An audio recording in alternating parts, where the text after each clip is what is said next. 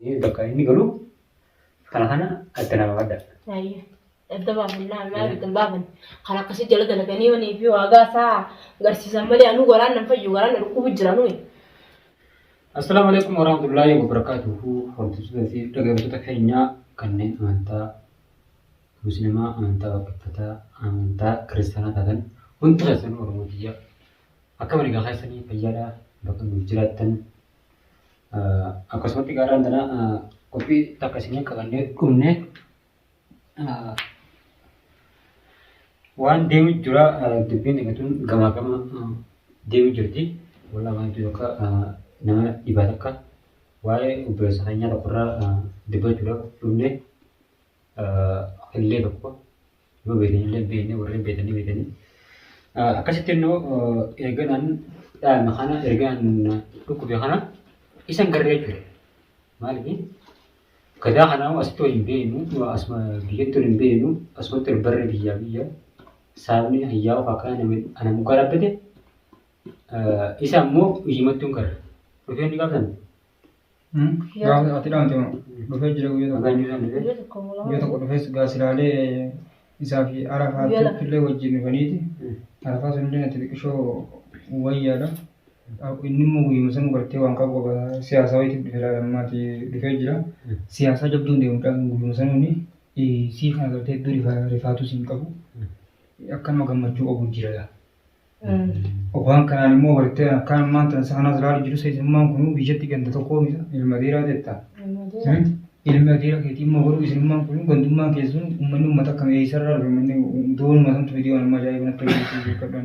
Ani immoo dubbii ta'e tuni innummaan sunuu sii gammachuu qabaa siin jedhu gandi tolaatii fi gandi aatii sammas ilaa ilma dheeraa keetiitti tolaanii sammas beekadhu gurbaa gartee maanta filleessanii waliin isaa fi maanta tolummaanuu harka jabal keessaa qaban hoggaan gartee ilaalee katti gartee isaan kana ilaalu yaadaan hoggaan irratti ilaalu harka jabal keessaa qaban filleelleen gartee hoggaan ni ilaalee jira qilleensa irratti argee waan tokko waan inni ofuu waa'ee gartee fee kanarraa jechuudha. Olbeeyasaa fi gololchoon gartee ammoo gartee beekadhu qabee namni wajjin qabne beekadhu gololchaa fi gololchaa wajjin qabne tola isa ammallee wal aartii oromooti wajjin inni namni kaan itti xiyyeeffatee jiru naafi gartee gololcha jechuudha gadaa fi gartee gololchaas gartee wal aartii oromoo na arkanii maal maasaan dhagee maaltu waan kana isaan gartee gurbaas gartee akkamti qabanii uumamuun qoodha silaa du'ateeffate jechuun illee laakiin immoo yooni amma akka har tokkotti deebine ijoollee gandaati inni kun maasitti nama federaalaasii mafeetti na fakkaatte duuba namni hijaa biyyatti ol godhe hoggaan biyyaa kaasee maasaa doonii qabatee ol jalaan dhufee gartee asitti yookaan immoo asitti rabshaa inni biyyatti maal godhan jira maal godhan jira inni immoo inni waa'ee biyyarraa hoggaan inni si kaasu waan akka gartee abbaan isaa gartee sana duraas gartee abbaan kee gartee lafarratti gartee dhabbiin taate waamuma kaa falfalaa sanaa jiran fakkaate biyyallee qilleensi ni samma. Taarratti inni amma dubbii labbaa qabe malee dhugaan jirtu jechuudha jira keenya mucaa kun dhugaadhaan madeera biyyaati. Wanni wallabbii sun kaa nuti gaafa ijoolleedha. Ijoolleedha yoo waan taatee isaa wallabanii hangaama san yoo ganta keenya wallaban an wani isa taru ngau mari gantanya wala bemi wan isa taru tak ngau chu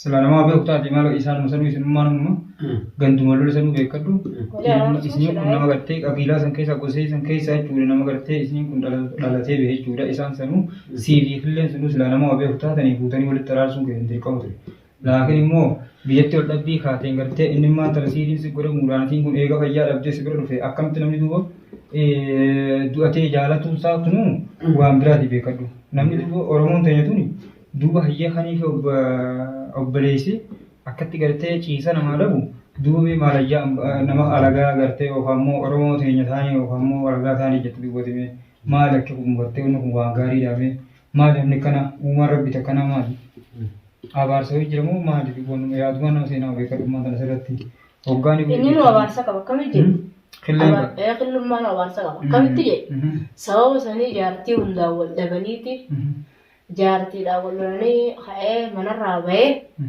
akkamitti aaneen fayyee alhamdulillahi dhiifteeti himaa gololchaa waan asinuu deeme wal'aanii jenneen siin jennee atuu deemtee wal'aanuu dadhabdee akkanumatti deemtee sheeka nagarreettee wal garagaluu jirta. Eega gololcha gartee sheeka sanis arkee mucaa sanillee dhaqee qabee mucaa sanillee akkasitti tumee sheekallee akka gola artiitti fidu gartee gololchaaf godhe. Kana hundaa mucaan fayyee alhamdulillahi dhiifteeti. ol baatee akkamitti gololchee aanetti sheeka fidan akkamitti jettee loltaayii jetteeti beekteeti dubbatte. Itti dubbannaan atiin siifii gololchee hedduu maalumaa jira uumamaa jira jeetuma lafaatti ka'ee bahu. Amma kanarratti maal beektaa? Amma inni waa'ee dachii maqaa kaasee jiru. Eeyya dachii haasawa. Dachii sana irratti anna biratti nama soowwaa. Akaakayyaa hin jira jechuudha. Abbabbaa hin isaatu dachii lafa magaalaatti qaba dachii hudduu. Dachii san inni jechuudha biraa deeme.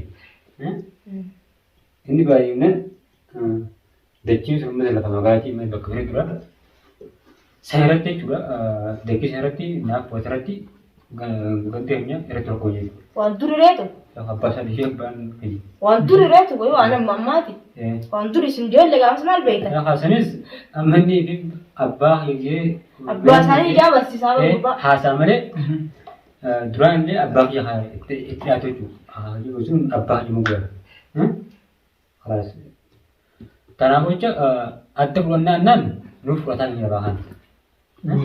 Guutumattuu dachiisan nuuf fudhataa hin lafaa kana.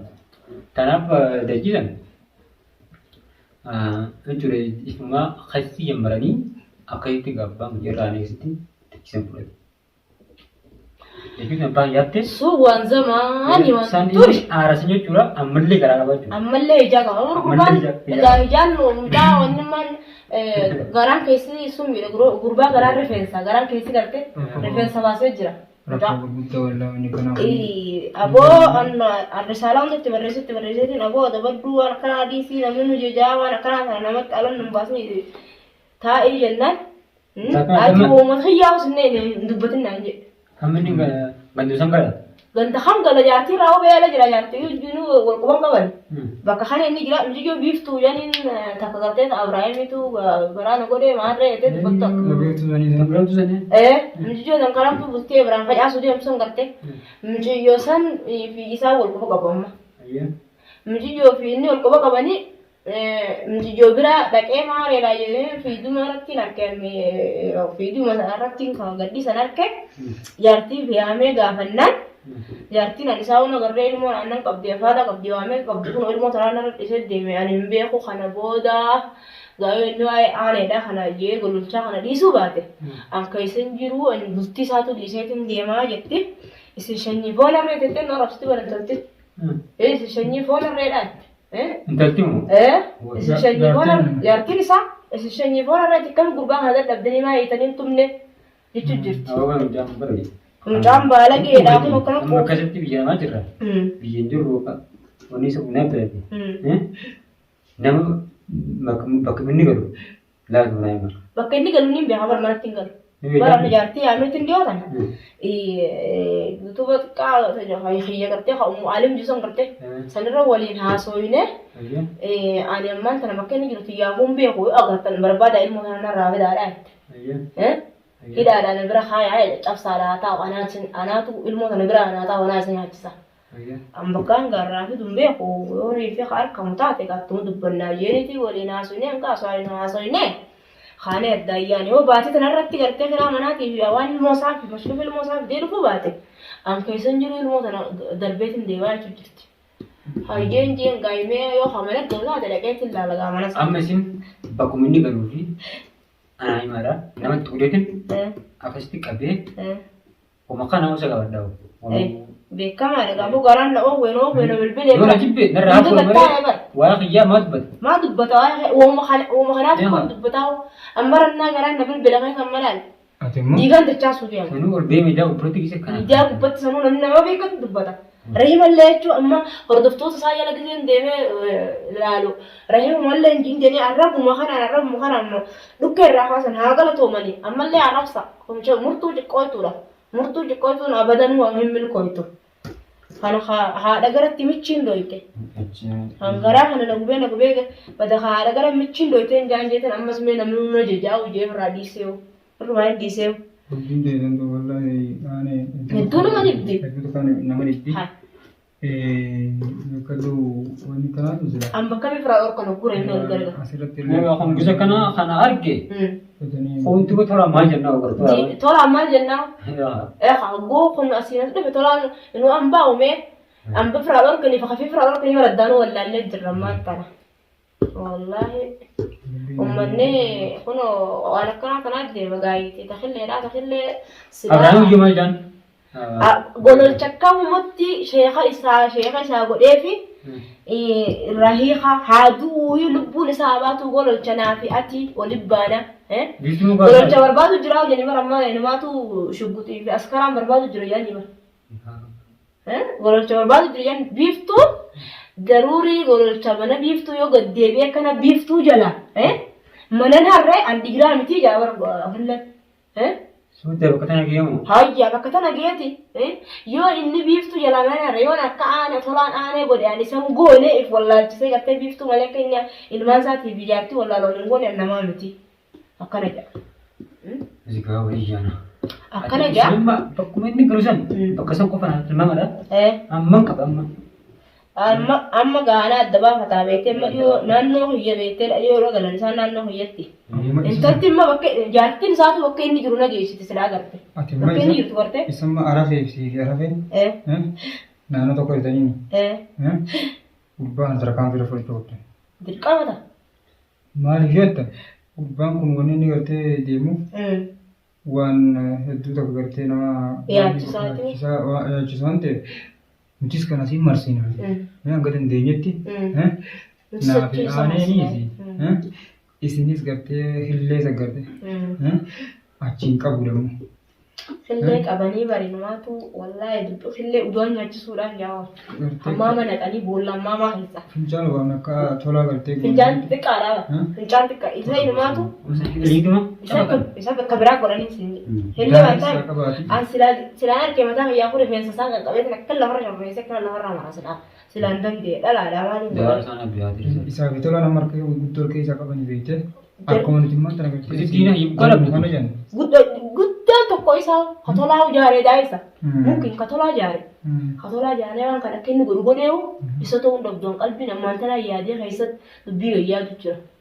Namummaan tolaadhaan harka ol keessaa qabu waan kana itti godhi jeenu isa malee yaadde aaneetii mitiin jedhama keessatti eegue. Kanaas immoo asii fi gara faatti. Dubbiin akkasuma fakkaattii waggoon akkatti jira. Kan beekadhu fi gartee naannoo tokko jiraattanii gartee jaartii isaatiinis waan isinis akkana jette gubbaa maasiisii fi arafaatti waraanaan taatu gartee nama fudhattanii waraanaa miti. Bakkuma inni jiru san nutima. Yookaan akka yoo gartee jibbaata gartee waan ta'u taate isa waraanaa itti fudhanii isa hidhanii tuma cafaa kan waraana gaafa waraana itti barbaada jedhatti si baqata isa hidhanii tuma cafaa irra dhaaba. Kirra fasa falasa qabaati. Nutis kana gartee yoonii fi gartee ni gaa gurbaan na jabtu qabaati gartee gaarabbii nuyi beekaate guutee min wanaas waan ta'e rabbi kadhachaa. Maaddee jabaa jaaratee qaba. Tolaan maaddee jabaa qaba. Gurbaan beekadhummaa ani deengaddaa sanis ammoo wanni fi gabbaasu beekadhu gosa dhibeetu gurbaan kun ati humna jabdu lafaa qabu waan ta'e nama jaalatti tammaa harkaa qaba suma keessaa mootummaa guddaadha warra itti nagartee hojii keessaayis nuti mana nama gartee ati hanga tokko beeyna gurbaan ammoo gartee hatta nama guddaa akka qabaan isin jala lolchiisa. Gurbaan akka ta'e bari isin ni dalaydanii isin barni dalaydan dalaga arabaati inni dalagu malee maal akka bicha nyaata. Gurbaan taa'ituma gartee uuma kanaa gartee. Uuma kana haxaxuu malee. Haxii godhu malee inni waan takka gartee dalagaan isaa tamaa fi akka dalagaa godhatee ammaa inni akka dalagaa godhateeti guyyaas gartee deemee kun ormaa kun akkuma hin gahu qabdaniiti bakka isaan jiranitti dhagee beekadhumcha waan naafis. Saniifuu gurbaan iddoo takka nama taachisaa garuu rabbiin adawwii keenya jedhamu as waan ta'e hawwaan tana duraa hin argine. Anta kusaa kaan kana ani be anta tolarra Takillee. Dama illee taana ajaa'ibu jiru. Takillee kophaa jira dibdee Beesa gammadee nu wayi. bineensa immoo gosa bineensota Man terkabur ta itu dirqamni gartee. Isa bal'aa yoo isa laal dirree baanii nu aan akka fayyaatutti dirree baanii akkanatti abaluu fi abaluu kana nu godhee akka inni hin jedhe silaa isa dho'isumatti haa isa goosanii akka gartee abaluu na tumee hundee. Zaaruma baay'eetu maqaa baniidhuma yeroo mataa kan isa agarsiisan. Zaayila jedhu ammallee akkamitti gartee waan karaa baay'ee tokko nama dhibaatii. Magaalaan beeku inni naguma waan xaafii akkanuma albaa boo gurbaa dhalaa gartee dhalaa takka takka afaan qofee garre humni isaa afaan gubbaa galtee jirtu gurbaa humni afaan irra galteeti akkanuma fira albaa gara hojiidhaan yoo si garsiise bareeda ture. Ana mudura hojiiwwan inni agarsiise takka hin jirtu Abiraayim illee gololchallee akkanumatti itti dhaadata malee uuma takka waan inni fidee haa gololchaan himee fi baran gololchaa.